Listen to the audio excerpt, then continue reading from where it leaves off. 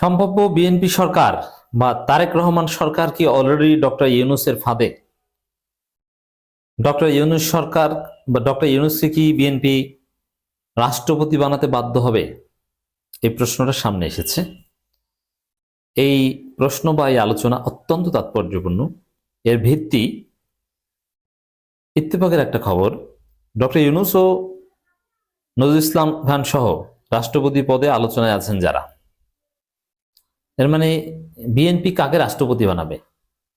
চুপ্পু একটা পর্যায়ে থাকবে না। চুপ্পু নিজেই বলেছেন নির্বাচনের পর তিনি পদত্যাগ করবেন। চুপ্পুর মেয়াদ আছে, কিন্তু মেয়াদের আগেই তাকে সরিয়ে দেওয়া হতে পারে অথবা তিনি চলে যেতে পারেন। এটা স্বাভাবিক যে বিএনপি সবকিছু দখল করেছে, এখন বিএনপির স্বার্থ হাসিল হয়েছে, এখন আর চুপ্পুকে রাখবে কেন? অসম্ভব। চুপ্পু যাক বা না যাক, চুপ্পুকে বিএনপি এবার সরাবে।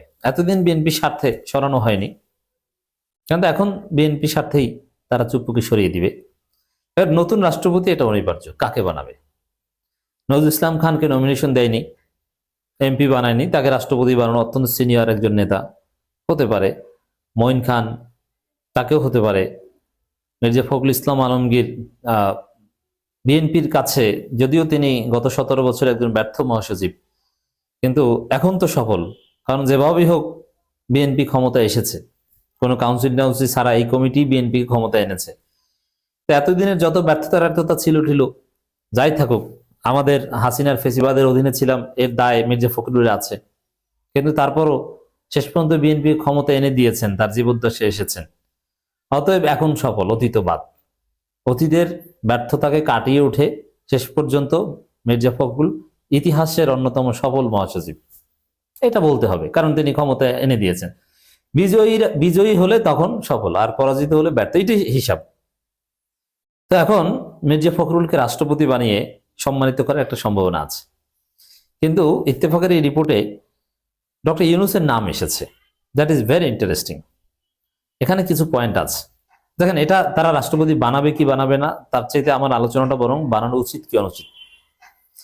দেখেন, যে অবস্থা, ইউনূস সরকার অনেক সংস্কার করে গিয়েছে, জুলাই সনদটাকে যেভাবে আনডিসাইডেড রেখে গিয়েছে, এবং বাংলাদেশের যে রাজনৈতিক কালচার, কথায় কথায় জেনজি যেভাবে আন্দোলন করে, এবং দেশের যে অর্থনৈতিক অবস্থা, কূটনৈতিক চ্যালেঞ্জ, এবং যে বিভাজন, এতে ঐক্যবদ্ধ হওয়া ছাড়া, ঐক্যবদ্ধ জাতি ছাড়া আসলে এই দেশ চালানো সম্ভব নয়।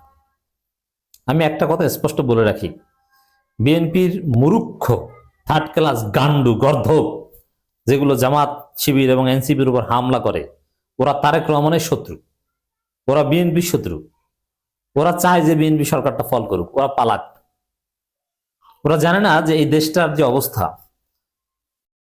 এই দেশটা যদি চালাতে হয়, যদি ফাংশনাল করতে হয়, তাহলে জামাত এনসিপি বিরোধী দলের সহযোগিতা নিয়েই করতে হবে, ঐক্যবদ্ধভাবে সবাই চলতে হবে, নইলে দেশ চলবে না, সরকার টিকবে না।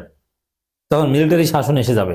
যখন দেখবেন যে দেশে ভয়াবহ মানবাধিকার লঙ্ঘন হচ্ছে, তখন মানুষ বলবে যে আর্মি চাই। তো এই জন্যে দেশ যদি চালাতে হয়, তাহলে জামাত এনসিপি সহায়তা নিয়ে সবাই ঐক্যবদ্ধভাবে চালাতে হবে, এর কোনো বিকল্প নাই। ঐক্যবদ্ধ হওয়া ছাড়া দেশ চালাতে পারবে না। আবার জুলাই সনদ থেকে শুরু করে নানা সংস্কারের মধ্য দিয়ে দেখেন, বিএনপি তালবাহানা করবে, সংস্কার করতে চাইবে, অমুক তো। আরে ভাই, তারেক রহমানও তো বলেছে যে জুলাই সনদ যেটা সাইন করেছে তারা ওই অনুযায়ী করবে। আবার বিরোধী দল আছে না, তারা কি উল্টোপাল্টা মেনে নেবে না, দেশ উত্তাল হয়ে যাবে, জুলাই সনদ বাস্তবায়ন করতে বাধ্য করবে। আবার ইউনূস সরকার এমপিদের শপথ পড়াবেন দুইটা, একটা হচ্ছে সংবিধান সংস্কার, মানে গণপরিষদ টাইপের একটা সংবিধান সংস্কার পরিষদের সদস্য হিসেবে, যেটা 180 দিনের মধ্যে তাদের এগুলো করতে হবে, এবং আরেকটা হচ্ছে পার্লামেন্ট মেম্বার হিসেবে, নিম্নকক্ষ মেম্বার হিসেবে, আর এরপরে আসবে উচ্চকক্ষ। তো এই যে সংবিধান সংস্কার, এটা তো মাস্ট। তো জুলাই সনদ থেকে শুরু করে সার্বিক ডক্টর ইউনূস যে ফাঁদ অলরেডি তৈরি করেছেন, বা যেখানে বিএনপি সরকার আটকাল, এবং আরো যদি ইন্টারন্যাশনাল বাইলেটারাল মাল্টিল্যাটারাল এগ্রিমেন্টের কথা যদি বলি, যুক্তরাষ্ট্রের সাথে নানান চুক্তি, দেশের কাঠামোগত যে পরিবর্তন যতটুকু করেছেন, তাতে বিরোধী দলের সাথে ঐক্য ছাড়া দেশ চালানো সম্ভব নয়। এখন সেই ঐক্যের বিষয়টা ধরে রাখা এবং সুন্দরভাবে সামনের দিকে এগিয়ে নিয়ে যাওয়া, এটা কি এককভাবে বিএনপির পক্ষে সম্ভব?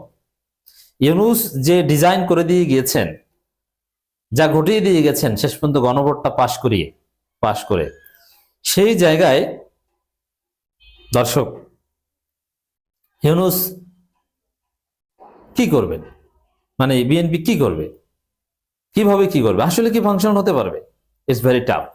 তবে ইউনূসকে যদি রাষ্ট্রপতি পদে জামাত, বিএনপি, এনসিপি সবাই মিলে অনুরোধ করে রেখে দিতে পারে, ইউনূসের আগ্রহ নাই, কিন্তু যেহেতু তার সক্ষমতা আছে এবং তিনি সক্ষমতা দেখিয়েছেন, শেষ পর্যন্ত ব্যর্থতা থাকলেও ওভারঅল এই ব্যর্থতার মধ্যেও তিনি সফল, কিছু ব্যর্থতা বাদ দিলে। এই জন্য ঐক্যবদ্ধ জাতি ধরে রাখার জন্য রাষ্ট্রপতিকে যথেষ্ট ক্ষমতা দিয়ে যদি ইউনূসকে রাষ্ট্রপতি করে রাখা যায়, এটা বিএনপির জন্য কল্যাণকর হবে এবং দেশকে সুন্দরভাবে চালানো যাবে এবং বাংলাদেশের মানুষের যে স্বপ্ন, প্রত্যাশা, আশা, আকাঙ্ক্ষা, এটা বাস্তবায়ন করা যাবে। এবং ইউনূস যে ফাঁদ বা সংস্কার, এটা এই ফাঁদই ভালোর ফাঁদ। মানে তুমি চাইলেও ফেসিস্ট হয়ে উঠতে পারবে না, ফেসিস্ট হলেই তোমার পা আটকে পড়বে ফাঁদে, এই ফাঁদের কথা বলছি। তারপরে জনগণ তোমাকে পিটাবে, ফেসিস্ট হবা, ফেসিজম একদম ছুটাই দেবে জনগণ। এই ফাঁদ ইউনূস রেখে গিয়েছেন। তো এই জন্যে দেশটাকে চালাতে হলে ইউনূসকে যদি রাষ্ট্রপতি বানানো হয়, সবাই মিলেমিশে অনুরোধ করে তাকে রাখে এবং পর্যাপ্ত ক্ষমতা দিয়ে, তাহলে আমাদের দেশে স্থিতিশীলতা থাকবে এবং আমরা গণতন্ত্রের স্বাদ পাবো, একটা সুন্দর শাসন পাবো। যেহেতু বিএনপির তালিকায় তিনি আছেন, দ্যাট উড বি বেটার, নিঃসন্দেহে বেটার অপশন হবে।